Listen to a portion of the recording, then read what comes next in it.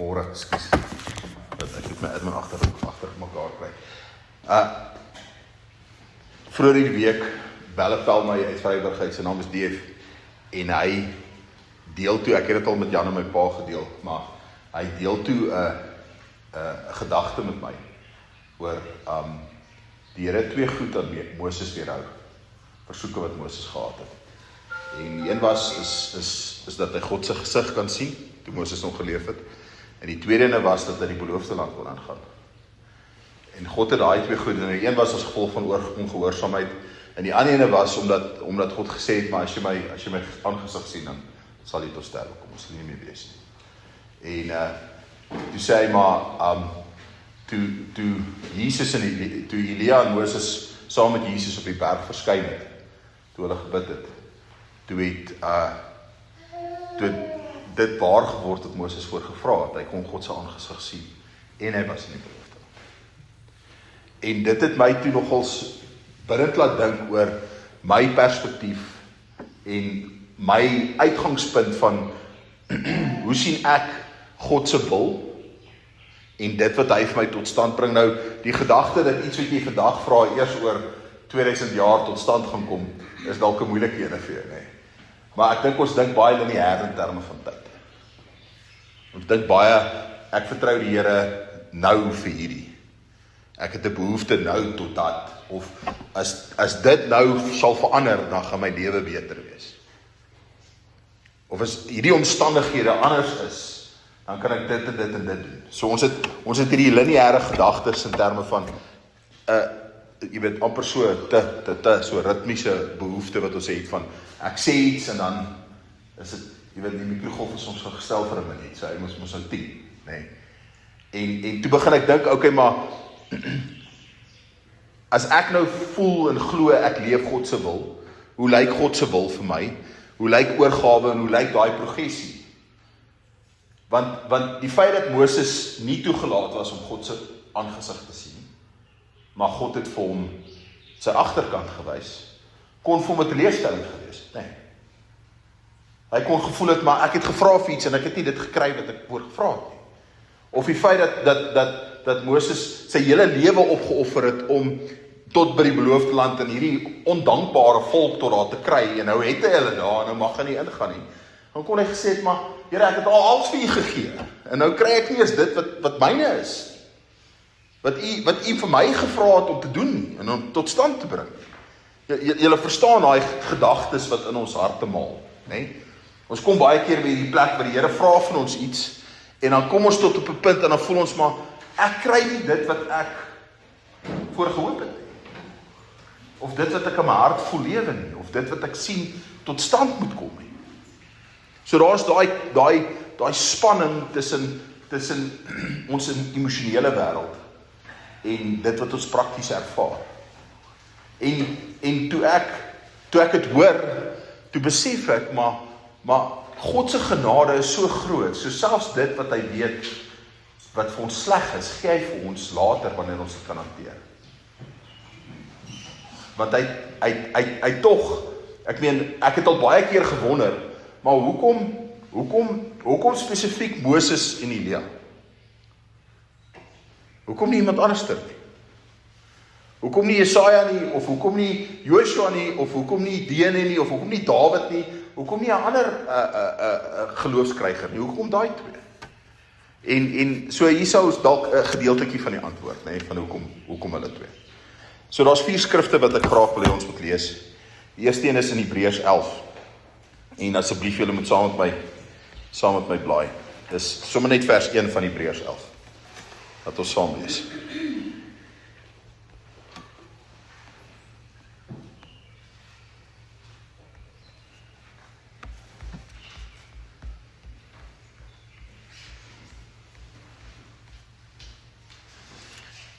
Die geloof is dan 'n vaste vertroue op die dinge wat ons hoop, 'n bewys van die dinge wat ons nie sien. Nee, nou dis baie mooi gestel. Nee, maar wat beteken dit? Met ander woorde, geloof is nie iets wat ek fisies kan sien. Glo jy? Dan sê jy vir my, ja, jy glo. Dan sê ek, okay, demonstreer vir my jou geloof. Wat? Hoe demonstreer jy geloof? As ek vir jou sê, boer jy, dan sê jy vir my ja, as ek vir my demonstreer, as jy klim saam met my in die bakkie en dan ry ons lande toe, dan wys ek vir jou dit. Dan wys ek vir jou iets, nee? So demonstreer vir my jou geloof. Nee, dis 'n hoop wat binne in jou is, wat sê iets gaan tot stand kom wat ek nie fisies kan sien op hierdie sekonde. Dis iets wat binne in jou leef, nee. Nou kan ons verder gaan en ons kan sê, okay, maar ek kan bid en die Here kan 'n wonderwerk doen, en dit is so, maar dan sit nog steeds die Here wat die wonderwerk gedoen het. As ek vir jou sê, doen vir my 'n wonderwerk, Jan, doen gou vir ons 'n wonderwerk, asseblief. Waar begin jy? Ek het nog nie daai instruksies raak gelees nie, nee, van hoe doen ek 'n wonderwerk? Nee, dis iets wat die Here moet doen. Dis nie vlees nie, dis gees, nee. Dis nie iets wat ek kan sien nie, dis iets wat deur my vloei omdat dit binne in my leef. Nee, so geloof is die vaste vertroue op die dinge wat ons hoop. Nee, en die Here sê hoop word nie beskaam nie. En 'n bewys van die dinge wat ons nie sien.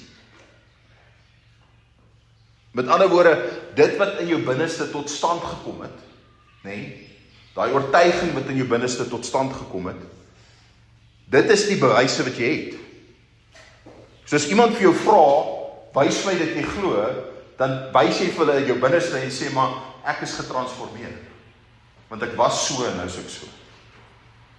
My oortuiging was hier, maar nou is my oortuiging hier. Die vlees was dit, maar nou het die gees dat tot stand gebring. Met ander woorde, jy kan vir iemand die hoop wys, van die hoop beskaam. Nee, dis fisies iets wat jy kan demonstreer. So dis lekker, jy hoef nie eens in jou bakkie te klim en iewers heen te ry nie, jy kan sommer net jou hart oopmaak.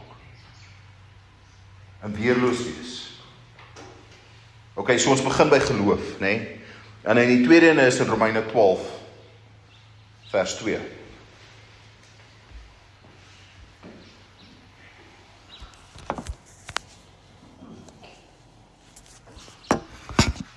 Romeine 12 vers 2 staan aan, word nie aan hierdie wêreld gelykvormig nie, maar word verander deur die vernuwing van julle gemoed, sodat julle kan beproef wat die goeie en welgevallige en volmaakte wil van God is. En nou baie manne, ek het al by die boerevereniging daai beproef alles gehoor. Nee. Jy weet baie manne gebruik daai beproef alles nogals 'n bietjie buite konteks. Maar die stelling is hier dat ons moet anderster lyk. Stem julle saam, nee? Dis wat die woord hier vir ons sê. Ek moet anderster lyk. Nou anderster is wat? Want ek lyk nie soos een van julle nie. En julle lyk gelukkig nie soos ek. Nee, of dalk lyk ek nie gelukkig soos julle nie. Ek weet nie wie is die mooiste of die lelikste nie, nee. Maar dan liefs kyk my vanoggend soos jy sê jou hare raak 'n bietjie minder. Nee, sê ek kom so agter. So, en dan kyk ek na foto's van 10 jaar terug en dan sien ek my voorkop was baie kleiner as rukkie terug, nee. Jy weet, so mens kom op 'n punt waar skoonheid is nie meer deel van die gesprek nie, nee. Of hoe iets lyk nie.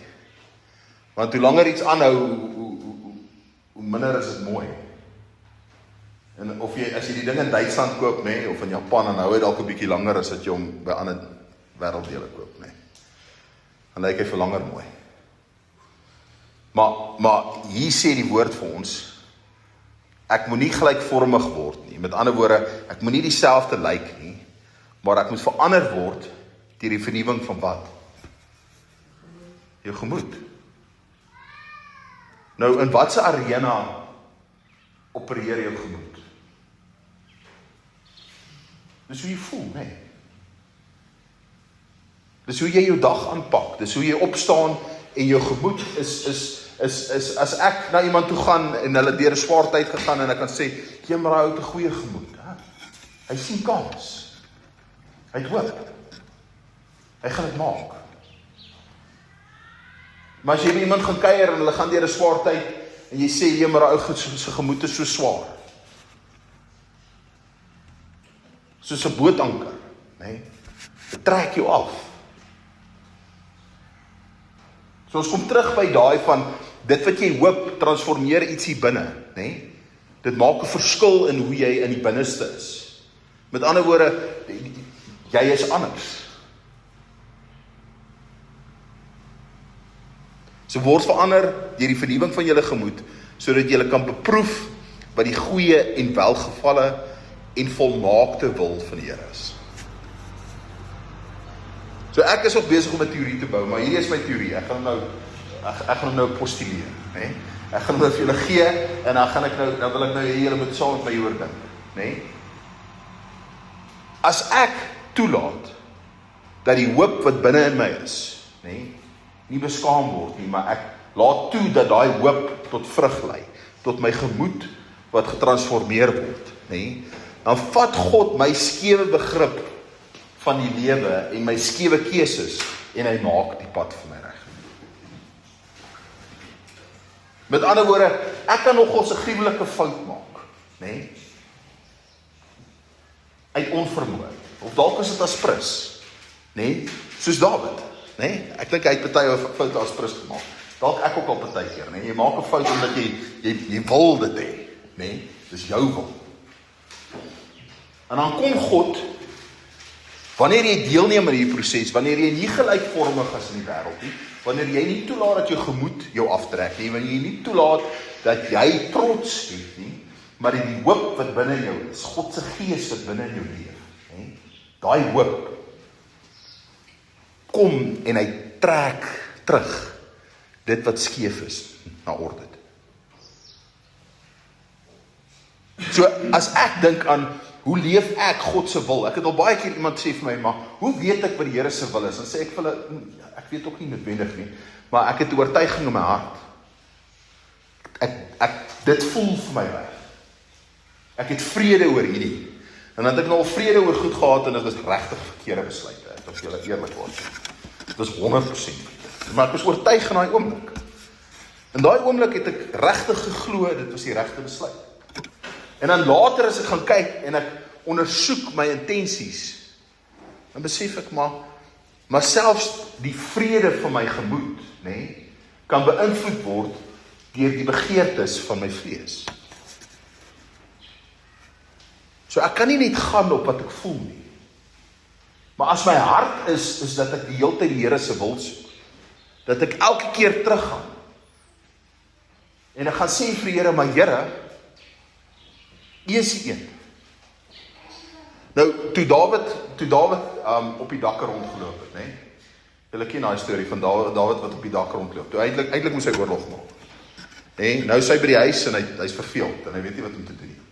Nou is hy soos 'n seentjie. Nou ek kan onthou toe ek klein was, my pa het so, ek weet nie, dit is seker 5 meter hoë dak langs ons swembad gebou, né? En dan het hy 'n fiets afdakkie, net so. Maar jy kon so oor die muur, jy kon opklim, kon op die stoel klim. Dan klim jy op die fietsloods, dan is jy bo. Nee, dan van daar af kom jy op die muur, en as jy op die muur kom, dan is jy op die dak. En dan is jy by die diepkant van die swembad. En dan spring ons nader in die fascia-bord amper af, nee. Want dit is soos, ons trappiestoel is tikkend soos ons daar ophardloop, nee. Dit is net so 'n roete wat jy nader aan, ek meen jy, die teels kraak onder jou voete, want jy stamp jou chommy amper uit die pad uit bo op die dak, nee. Nou seentjie speel op dakke. Nie groot volwasse mans. Nee, nou Dawid was op die dak as 'n volwasse man, wat hy nie daar gehoor het nie. Nee, nou sien hy iets wat vir hom aanloklik is. Nou vat hy dit. Nee. Nou kom die profeet na die tyd na hom toe en sê vir hom, hierso, jy het gesondig in die oë van die Here. En daar gaan 'n vloek wees oor hierdie kind van jou. En Dawid gaan vas toe en hy gaan bid. Terwyl die kind tog lewe. En die oomblik toe die kind doodgaan, toe gaan hy terug huis toe en hy begin eet. En hy gaan anders of niks gebeur. En hy aanvaar onmiddellik die lot oor die uitspraak van die Here. Want hy het geweet hy het gesondig. En hy het geweet sy vlees het iets gevat wat dit nie moes vat nie. En hy het geweet die Here het uitspraak gelewer. En hy het daai uitspraak gevat en gesê, okay Here, u wil en nie my wil nie. En solank as wat hy iets omtrent die uitkoms kon doen, het hy gedoen wat hy kon doen. En die oomblik toe hy nie meer iets kon doen nie, toe het hy vrede gemaak. Nou ek dink, okay, jy kan 2 maniere daarna kyk, nee? Jy kan in 'n sielkundige manier daarna kyk, en dan kan jy sê, Dawid het sy trauma gecompartmentaliseer en hy het nie daarmee gewerk nie. Nee? Jy kan so daarna kyk. Of jy kan in 'n geestelike manier daarna kyk en sê, Dawid het geweet wie sy God is. En hy het geweet, as God sê jy gaan die oorlog wen, dan wen jy die oorlog. As God sê jy gaan weggevat word in ballingskap, dan gaan jy weggevat word in ballingskap. As God jou salf as koning, dan gaan jy koning word.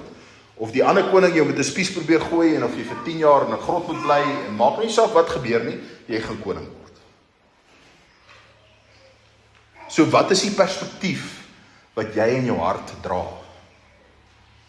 Dat as God vir jou iets gesê het, weet jy dat sy wil gaan tot stand kom, of laat jy toe dat jou gemoed die pad soontoe beïnvloed.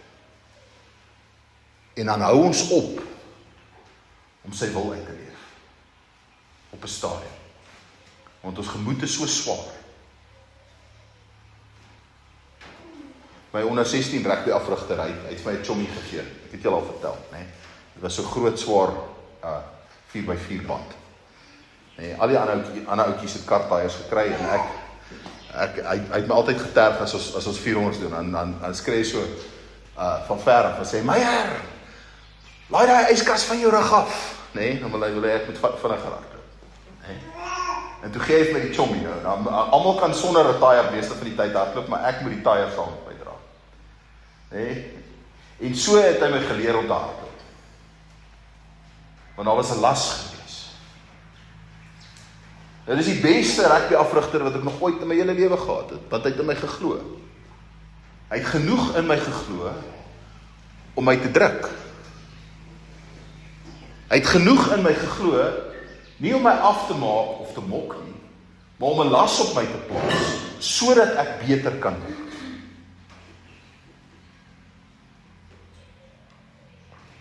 En ons ervaar dat wanneer God 'n las op ons plaas, en nie 'n swaar las nie, net 'n las van wees beter, groei, sien my wil raak, dan ervaar ons dit as negatief. Want ons gemoed is nog nie getransformeer nie. Ons gemoed is nie vernuwe nie.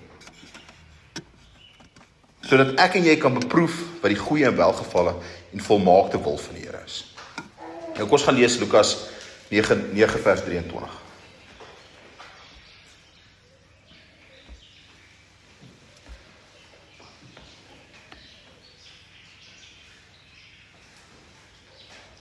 Nou, hier sit nou waar Jesus vir hulle sê, hulle moet jy met die kruis opneem, né? En hy sê vir almal, as iemand agter my wil kom, moet hy homself verloon en sy kruis elke dag opneem en my volg.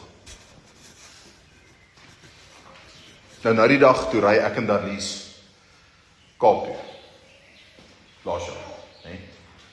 En op pad so toe kry ons 'n ou met 'n kruis. Maar die kruis dis so lang, dis 'n groter kruis.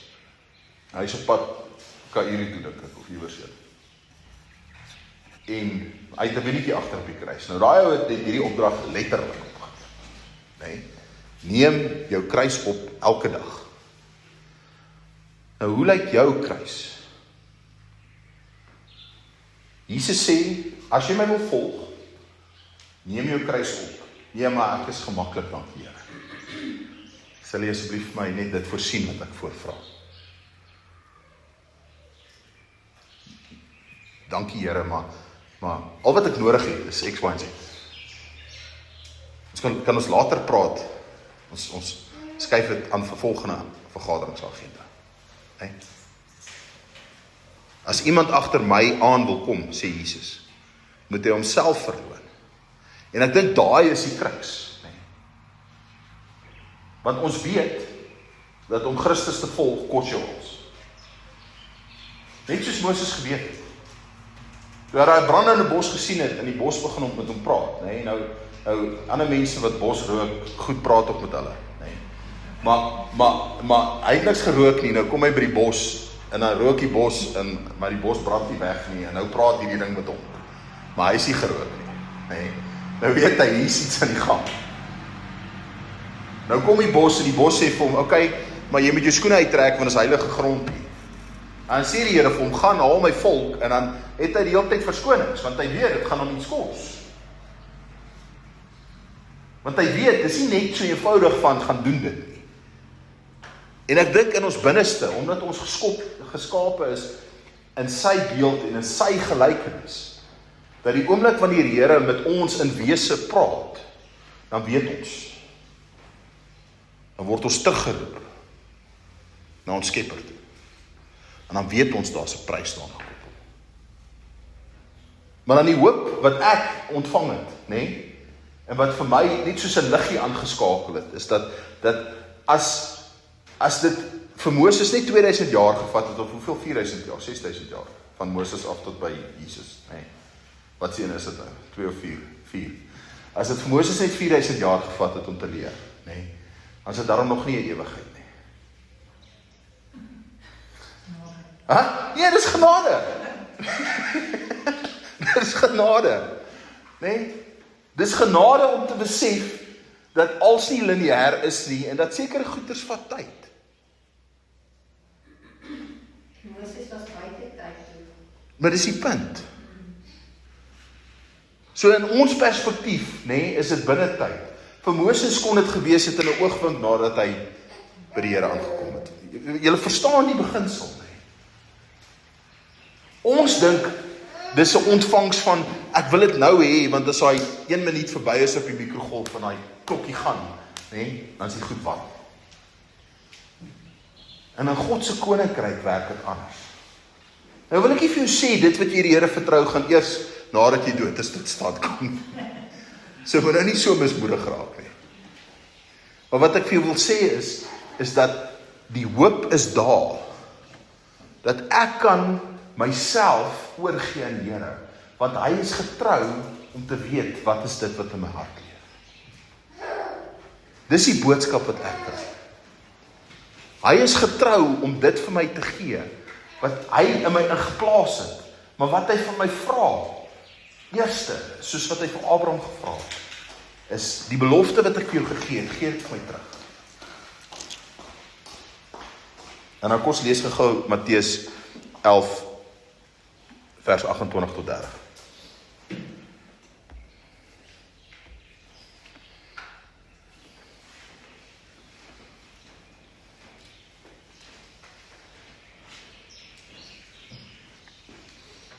Hier sê Jesus, kom na my toe, almal wat vermoeid en belas is. Ek sal vir julle rus gee. Neem my juk op julle en leer van my, want ek is sagmoedig en nederig van hart. En ek sal rus vind vir julle siele, want my juk, en julle sal rus vind vir julle siele, want my juk is sag en my las is lig. Nou, ek het nou al baie mense hoor praat oor die las en die prys, nê, van Christendom. Jy kry daai gedeelte van die gesprek, en dan kry jy die ander gedeelte van die gesprek wat sê, ag man, dis alles genade, en jy weet, dis amper soos asof hulle daar 'n strooimeisie voor hulle uithardloop met blommetjies en alles is net mooi. Hè? Jy het gesien hoe mooi is dit as daai klein dogtertjie vooruitloop en dis net blommetjies. Dis die pragtigste, nê? En sy straal en sy het die mooiste rokkie aan en niemand raas met haar so 'n vuil maak nie. Jy weet, verstaan, dis net mooi, nê? Nou party mense praat so oor genade. Dis net mooi, alles is net mooi. En dan kom die lewe en die lewe is nie mooi nie. En ons almal het al ervaar dat die lewe maak goed vuil en swaar en moeilik, nê. En dat die lewe bring goed wat vir ons moeilik is om te hanteer. En dan sê Jesus, nê, hy sê ek moet 'n kruis opneem. Nou wat beteken dit? 'n Kruis is nie 'n twee planke wat in mekaar vasgeslaan is nie. Dis 'n vorm van oordeel, doodsoordeel, nê. Wat hy sê is word jy veroordeel soos wat ek veroordeel word? Gaan jy dood soos wat ek dood gegaan het? Neem jou kruis op. Met ander woorde, sterf. Nee? En dan sê hy, op 'n ander plek, sê hy, kom na my toe, almal wat vermoeid en belas is, en ek sal vir julle rus gee. Nou, hoe's dit vir 'n lekker kontras in 'n storie? Ons kan nou 'n mooi storieboekie oor skryf, nee. Want daar's 'n punt van spanning. Maar dis juist die punt, daai spanning bestaan nie. Want dis op daai spanning wat die vyand ons kry om nie te beweeg nie. Dis op daai punt van spanning wat die vyand ons hou, sodat ons nie ingaan in dit wat die Here vir ons gevra het om te doen nie.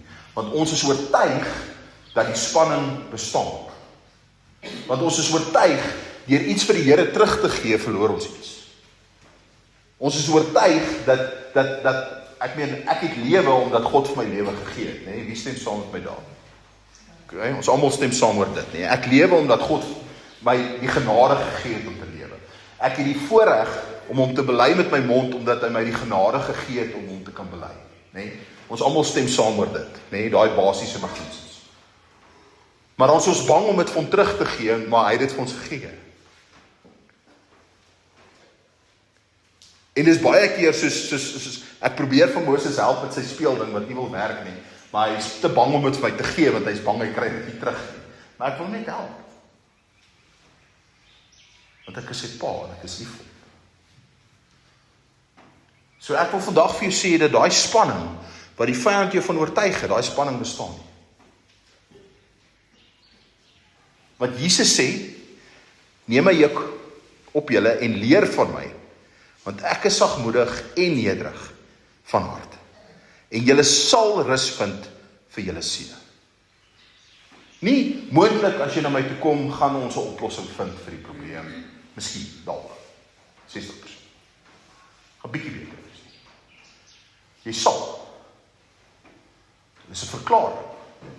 Met ander woorde, hierdie is 'n belofte van die Here af. Want hy sê my juk is sag en my las is lig. So God se wil vra meer as net geloof, nee.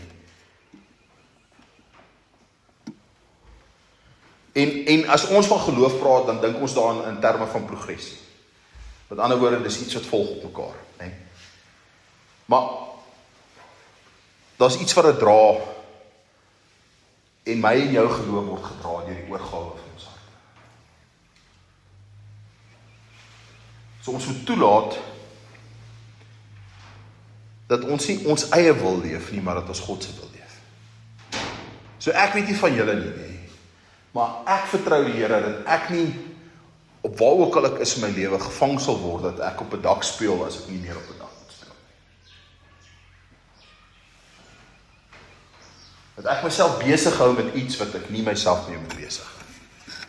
Dat as daar iets is wat ek prakties en al is dit net 'n bydrae kan lewer. Al is dit net dat ek daar moet wees. Dat ek liewerster dit doen as dat ek iewers 'n spaak in die verkeer kom.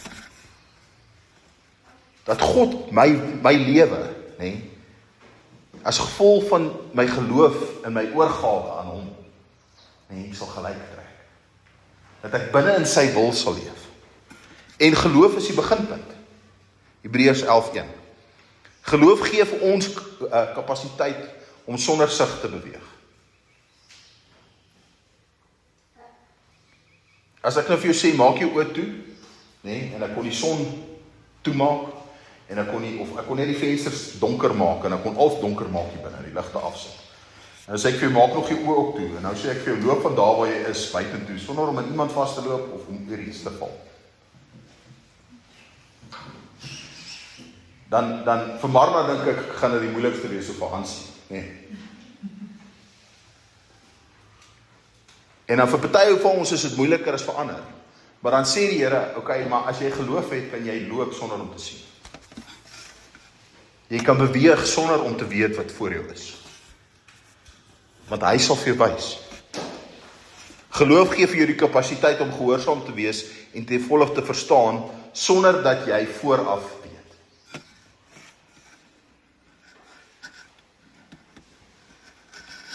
Maar geloof alleen is nie genoeg.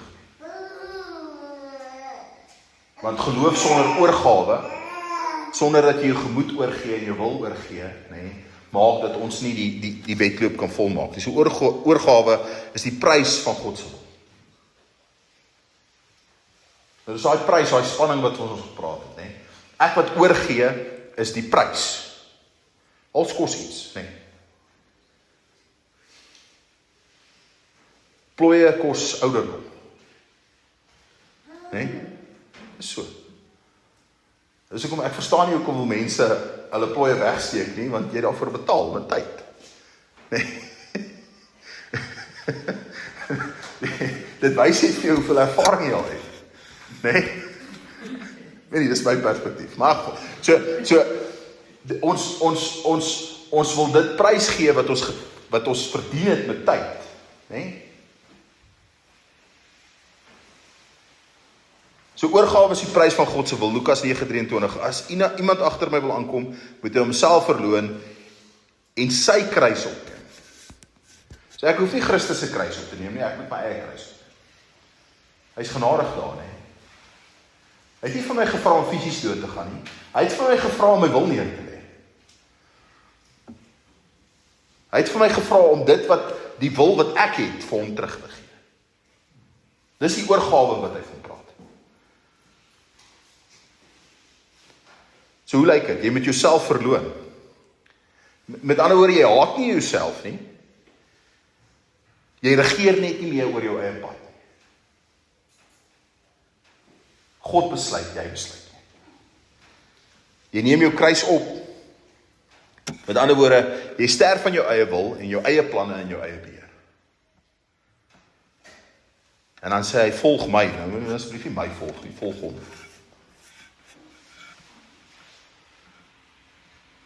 En dit gaan nie net oor glo nie, dit gaan daaroor om te beweeg. Met ander woorde, ek glo, en omdat ek glo, wanneer ek die geleentheid kry, beweeg ek. Haai, jy weet verstaan, as die gap is, nee, ek gaan, daar, wonder nie, ek huiwer nie, ek gaan. Soos 'n bindhond wat hardloop, nee, hulle wonder nie, kan daai naels van hulle krap in die grond en hulle gaan. So hulle haas sien en gaan. So God se wil word nie gevind nie. Nee, dis nie iets wat ek hoef te soek nie, dis iets wat ek volg. So as ek en jy nog vra, nee, ek weet nie wat God se wil is vir my. Dan dink ek, ons moet nog 'n bietjie tyd in sy teenwoordigheid spandeer. Sodat ek hom kan sien, want as ek hom sien en ek leef wie hy is, net in my gewone lewe, dan gaan ek sy wil dalk sien. En dan gaan ek dit kan volg. Dis nie kompleks nie, dis nie moeilik nie, dis nie onmoontlik om daarby uit te kom nie. Dis nie swaar nie, dis lig en dis sag. Dis nie hierdie groot eksterne las wat jy op jouself hoef te plaas nie. En as dit is, nee, is dit deur mense ontwerp, dis nie deur God ontwerp. So wanneer jy ervaar dat jou geloofspad hierdie swaar, onmoontlike las is om te dra, is dit nie van God af nie, dis dan mense.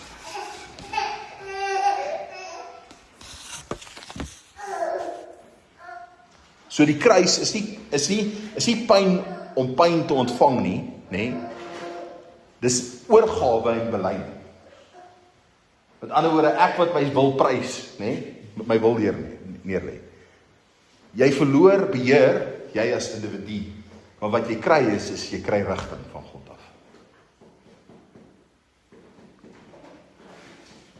Met ander woorde, as jy vir niks mik nie, gaan jy dit elke keer aanskiet. Maar God kan mik.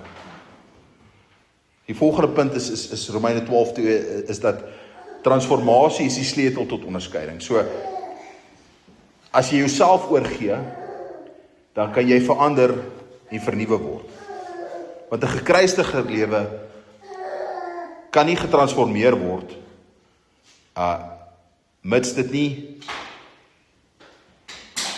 die progressie van God se wil volg, dat hy goed is, en hy is welgevallig, en hy is volmaak. Met ander woorde, as ek nog twyfel, of dat God goed is, of dat God welgevallig is, met ander woorde, hy wil die goeie in die lewe vir my. Wie het al partykeer getwyfel of God vir hom goeie goed wil hê? Is net ek. Ons almal, nee. Ons almal het al gewonder, nee. Wil God regtig hê dit moet met my goed gaan? Ja, want dit lyk regtig is. Vandag lyk dit nie so. Dalk môre, maar vandag. Nee. So as ek nog twyfel of God goed is, en of God welgevallig is, en of hy volmaak is. En daai gedagtewêreld word ontsluit deur oorgawe, transformasie en gehoorsaamheid.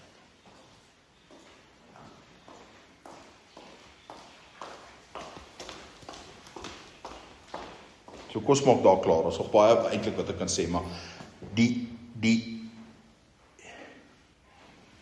Jesus nooi ons uit nie net om te glo nie, of net om te verstaan nie. Maar hy vra van ons, dis 'n versoek, om te sterf, sodat ons kan volg, en sodat ons saam met hom weer kan leef. Met ander woorde, die gedagte van sterf, die gedagte wat jy het, dat jy gee na ons prys, en dis hierdie groot las, want wat van as jy nie dit kry wat jy wil hê? Wat van as jy uitmis op dit wat vir jou lekker is? Dan wil ek vir jou sê, dis die vyand wat vir jou jok.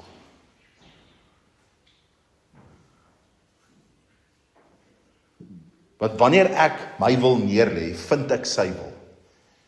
Wanneer ek my kruis opneem, kom ek onder sy juk wat sag is. En daar ontdek ek, dat sy wil nie swaar is nie, maar is lewe en lewe vir altyd. En dan gaan ek en jy, soos Moses kan getuig, dat 4000 jaar voel soos 'n oogwink. En God als tot stand bring.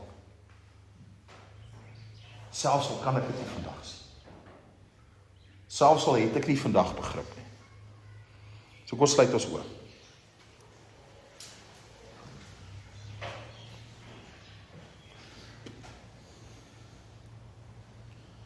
Dankie Vader, dat ons in U naam, in die naam van Jesus Christus, in die naam van die Heilige Gees, kan vra dat U ons harte sal belei.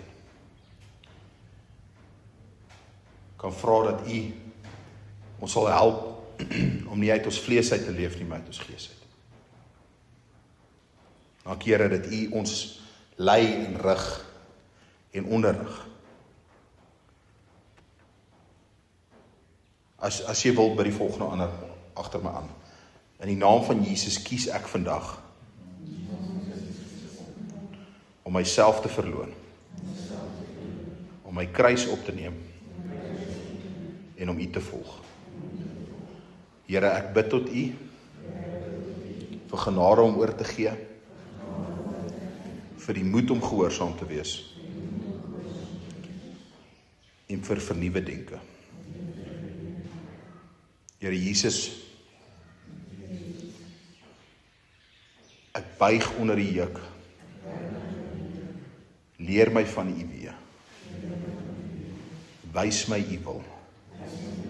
Stap vir stap. Amen. Ek seën julle in die naam van die Vader, van die Seun, van die Heilige Gees. Mag elkeen van julle openbaring kry van hoe lyk die kruis wat die Here vir jou gevra het om op te neem. Mag elkeen van julle genade ontvang om gehoorsaam te wees in daai oomblik. Mag elkeen van julle die lyndraad van sy wil sien, dat dit aan jou geopenbaar is en dat jy dit kan volg in Jesus naam alleen. Amen.